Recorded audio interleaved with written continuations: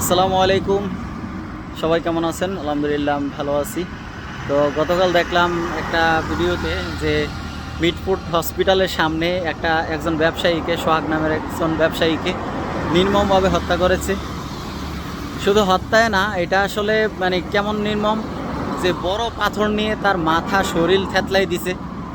এমন হত্যাকাণ্ড যেন আমাদের বাংলাদেশে আর কখনো না হয়, সেই প্রত্যাশা আমাদের বাংলাদেশের সকল মানুষের, নাগরিকদের।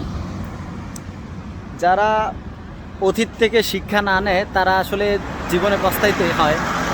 কারণ এই জীবনে বড় বড় যারা জাহেল ছিল, তারা কিন্তু কখনো শিক্ষা নেয় নাই, বা তারা কখনো চেষ্টাই করে নাই মানে ভালো হওয়ার। তারা কিন্তু ধ্বংস হয়েছে আল্লাহর সেই ন্যাক্কারজনক এবং আল্লাহর অভিশপ্তভাবে তারা ধ্বংস হয়েছে।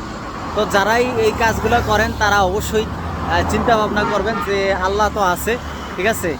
আমরা দেশের মানুষ তো অবশ্যই শাস্তি দিবে, পাশাপাশি আল্লাহ কিন্তু আছে, আল্লাহ কিন্তু বিশাল শাস্তি দিবে। তো যারা এই ন্যাক্কারজনক কাজ করছে তাদেরকে আমি বলবো যে আপনারা মানুষ হন, মানুষ হয়ে যান। না হলে কিন্তু শেখ হাসিনারা যেমনি এই বাংলাদেশ থেকে বিতাড়িত করছে, ঠিক তদ্রূপ যারা আপনারা এই জাহিলিয়াতের মতো কাজ করেন তা আপনাদেরকেও কিন্তু এভাবে বিদায় করা হবে। সাধারণ মানুষ, বাংলাদেশের মানুষ এভাবে কিন্তু বিদায় করবে। কারণ বাংলাদেশের মানুষ কিন্তু অনেক সোচ্চার হয়ে গেছে। 24শে জুলাইয়ের পর থেকে বাংলাদেশের মানুষ কিন্তু অনেক সোচ্চার হয়েছে। মানুষ কিন্তু আর কখনো ইয়ে করে না, অধৈর্য হয়ে বসে থাকে না। মানুষ কিন্তু আর ধৈর্য ধরে না বা ভয় পায় না, ঠিক আছে।